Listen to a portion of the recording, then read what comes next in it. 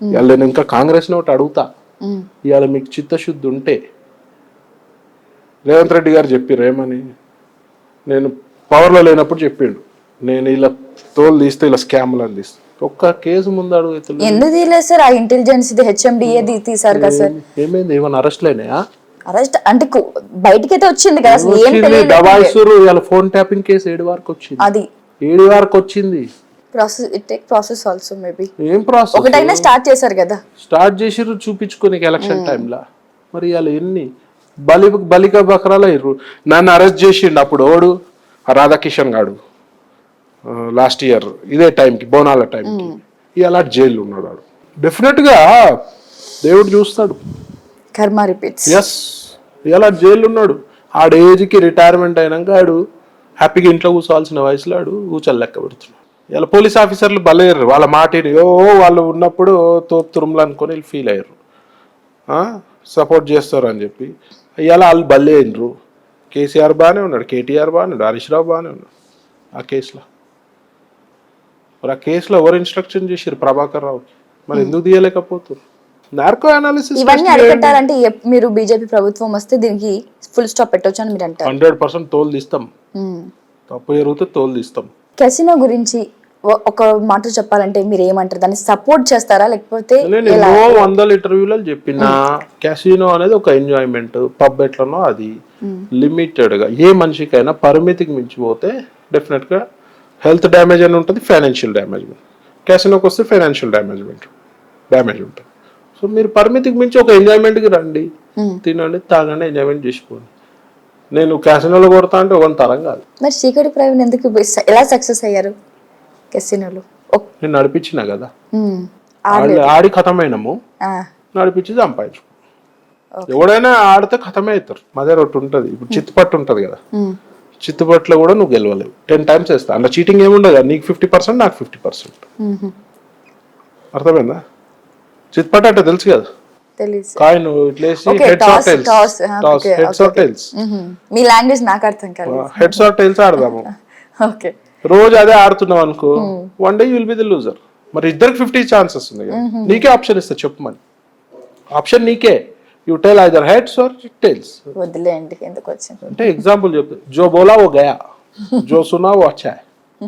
ఎవడైతే చెప్తాడో, నోరు ఇప్పి చెప్తాడో, చెప్పినోడి పని అవుట్, ఈనోడి పని బాగుంటుంది. సార్ మనం చూసినట్టయితే ఈ 2024లో ఎక్కువ అంటే సొంతంగా చనిపోవడం, అంటే ఇంట్లో కొన్ని ప్రాబ్లమ్స్ పోవడం కొంత భాగం అయితే, ఈ అబ్బాయిలు వేధిస్తున్నారని మరికొంత. సో 2 daysలో దాని గురించి మర్చిపోతున్నారు. ఈవెన్ టు మీడియా ఆల్సో చేస్తున్నాం, మా వల్ల అయినంత వరకు మేము హెల్ప్ చేస్తున్నాం. కానీ రీజన్ అయిన వాళ్ళని మాత్రం ప్రభుత్వం అలాగే ఉంచేస్తుంది. వాళ్ళకి ఏ శిక్ష కానీ, కనీసం వాళ్ళని హెచ్చరించడం కానీ ఎటువంటి చేయట్లేదు. ఇది గత ప్రభుత్వంలో జరిగింది సేమ్, ఈ ప్రభుత్వంలో జరుగుతుంది సేమ్. సో దాని గురించి మీరు ఏమంటారు? ఇప్పుడు అనేది కొంచెం జనాలు కూడా సెన్సిటివ్ అయినారు. ఏదంటే ప్రతి చిన్నదానికి అంటే చేసుకోవడము, వాళ్ళు ఆలోచిస్తలేరు. వాళ్ళ మదర్ ఫాదర్ వాళ్ళ పైన డిపెండెన్స్ కానీ, వైఫ్ ఉంటే మొగుడు ఆలోచించాలి, ఇద్దరు సైమల్టేనియస్ ఫ్యామిలీ అందరూ ఆలోచించాలి. ఇవాళ రేపు డెలికేట్ అయ్యారు. ఒక ప్రాబ్లం వస్తే దాన్ని ఎట్లా సొల్యూట్ చేసుకోవాలి, ప్రతి ఒక్క ప్రాబ్లంకి ఒక సొల్యూషన్ ఉంటుంది. ఇట్లా చేసుకోవడం మాత్రం చాలా తప్పు. హిందువులలో కూడా ఒకటి ఉన్నది, మహాపాపం అని. ఓ జన్మ ఇచ్చిన ఒక మహాపాపం. కాబట్టి ప్రతి ఒక్కరు కూడా ప్రతిదానికి ఒక సొల్యూషన్ ఉంటుంది, ఆ సొల్యూషన్ దిశగా అడుగులు వేయాలి. కానీ ప్రతిదానికి నర్వస్ అయ్యి, ఇప్పుడు గమ్మత్ విషయం ఏంటంటే ఇవాళ రేపు సైక్రాటిస్టులు వెళ్ళిపోయారు. మొన్న చెప్తారు, ఏ సైక్రాటిస్ట్ అయితే అపాయింట్మెంట్ కావాలంట. అంటే అంత క్రౌడ్. చిన్నప్పుడు మేము డిప్రెషన్ అనే వర్డే వినలే మేము. ఈ చిన్న 3 పిల్లలు కూడా పోగానే డిప్రెషన్. పేరెంట్స్ పిల్లలు తిడితే డిప్రెషన్. మా నాన్నతో ఇది ఉతికారేస్తుండే నన్ను. నేను ఇంటర్మీడియట్ కూడా కొడుతుండే గట్టిగా అయినాం. ఇలా మనం పిల్లల్ని ఏమంటలేం, డెలికేట్గా 2 పిల్లలే ముద్దుగా మురిపంగా పెంచుకోండి.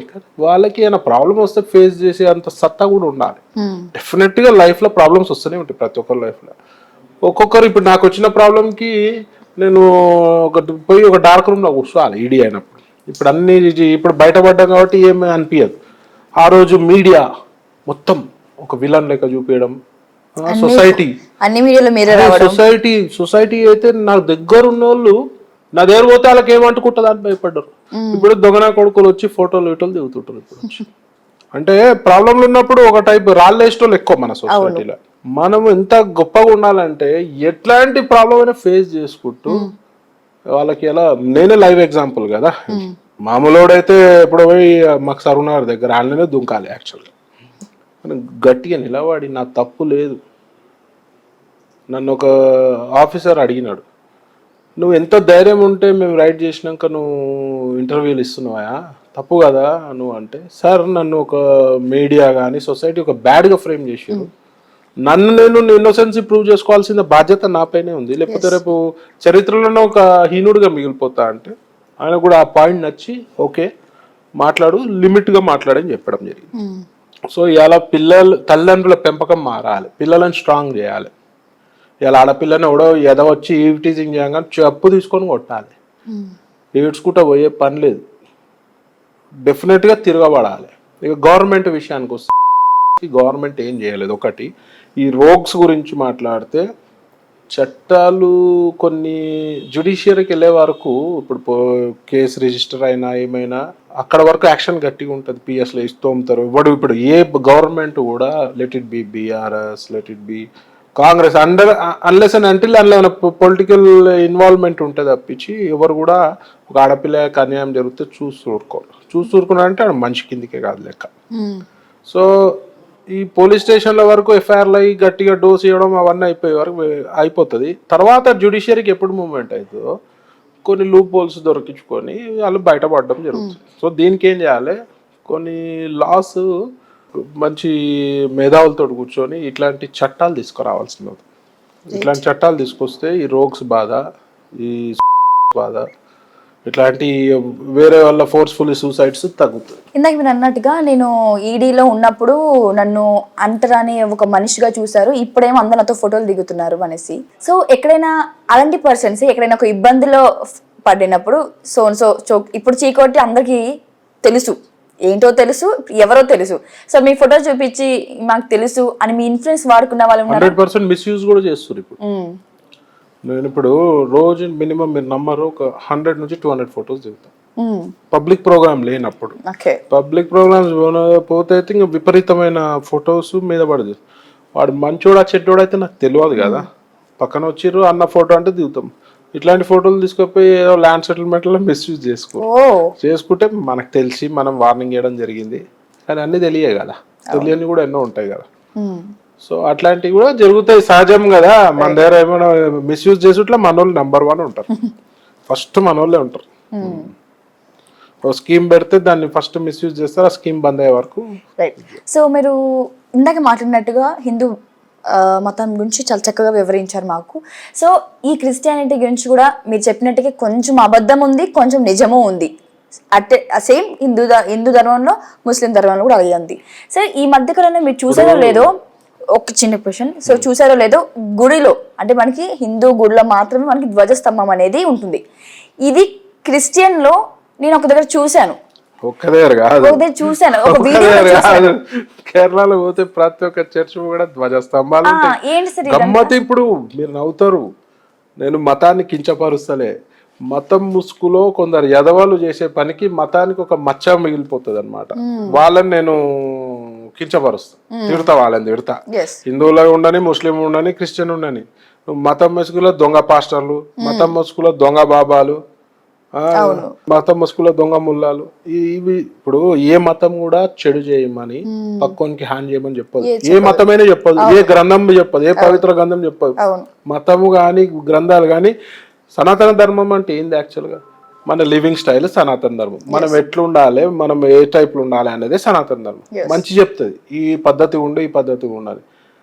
ఈ ముసుగులో కొందరు దొంగనా కొడుకులు వచ్చి దీన్ని పొల్యూట్ చేస్తారు. ఇప్పుడు చూడండి, చర్చిల ముంగట ధ్వజస్తంభాలు ఎందుకండి?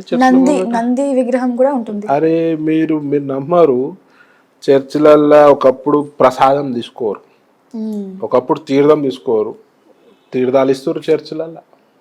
కొన్ని చర్చిలో కొబ్బరికాయలు కొడుతురు. గమ్మత్తు, యేసు మాలనంట, అయ్యప్ప స్వామి మాలిన్నాము, భవానీ మాలిన్నాము, శివ మాలిన్నాము, అన్ని విన్నాం. కానీ గమ్మత్ యేసు మాలనంట. ఏంది ఇది, ఎటు తీసుకపోతున్నారు మీరు? ఆడ ఏం లేదు. వాళ్ళ దురుద్దేశము హిందువులకి కాంపిటీషన్గా మేము తయారు కావాలి, ఏదో ఒకటి చెప్పి ఏదో ఒక ప్రలోభాలకి చేసి హిందువులని మా మతంలో గుంజుకోవాలి. నాకు ఒక పాస్టర్ చెప్పిండు, ఏందివా మీరు ఇవన్నీ ఏం కథలు పడుతుర్రా అని అడిగితే చెప్తున్నాడు, మీ నుంచి మా దగ్గరికి ఇమీడియట్ అడాప్ట్ కావాలంటే ఇట్లాంటి కొన్ని సిస్టమ్స్ పెట్టినాం, తీర్థము, ప్రసాదము, ఏసుమాల, ధ్వజస్తంభాలు, గంటలు. దీనివల్ల ఒరిజినల్ క్రిస్టియన్స్ కూడా ఇంపాక్ట్ పడే ప్రభావం ఉంటుంది. ఒరిజినల్ క్రిస్టియన్స్ ని అలా తిట్టుకుంటున్న పరిస్థితి ఏందని? వాళ్ళదైతే పాపం ఏం తప్పు కాదు కదా. ఒరిజినల్ క్రిస్టియన్స్ వాళ్ళ ప్రకారం వాళ్ళు పోతారు. ఈ దొంగనా కొడుకులు చేసే పనుల వల్ల మొత్తం మతానికి ఒక మచ్చ. అట్లనే హిందువులలో కూడా కొందరు దొంగ బాబాలు ఉన్నారు. బాబా ఎప్పటికోడు ఉంటాడు, ఇప్పుడు కొత్తగా తయారైన వాడు కృష్ణుడు లెక్క చేస్తున్నాడు. అసలు అసలు ఎంత తీవ్రంగా శిక్షించాలంటే తీవ్రంగా శిక్షించాలి. ఇలా పాస్టర్లు కూడా అంత చెప్పినా కదా ఇంతకుముందు, చర్చిలలో డాక్టర్లకు కళ్ళు కనబడతలేదు, బుష్ బుష్ అనగానే కళ్ళు తెరుస్తుంది, నాడవనోడు ఉరుకుతున్నాడు డ్యాన్స్లో. ఏందండి అది? దాని సిగ్గు లేకుండా ప్రజలు పోతున్నారు. నమ్మే ప్రజలకు కూడా సిగ్గు ఉండాలి. ఇవన్నీ మూఢనమ్మకాలు నమ్మవద్దు. హరిహర కళాభవన్లో పెడుతుండు వాడు ఒక పాస్టర్, ఎవ్రీ థర్డ్ సండేనో సెకండ్ సండేనో వాడు ఇవే పని. అస్వస్థత ఏదో పెట్టి పేరు పెట్టి, ఆ వర్డ్స్ కూడా వాళ్ళకై మనకి, ఆ పేరు పెట్టి వచ్చిన వాళ్ళకి ఒక 20 మందిని ఆస్కార్ లెవెల్ యాక్టర్లను పట్టుకొచ్చి తీసుకుపోయి వీళ్ళని బురుడి కొట్టిస్తారు. ఆ మత్తులో జనాలు నమ్ముతుర్రు. నమ్మినప్పుడు ఏమవుతుంది? మత మార్పిడిలు జరుగుతాయి, దొంగ మత మార్పిడి.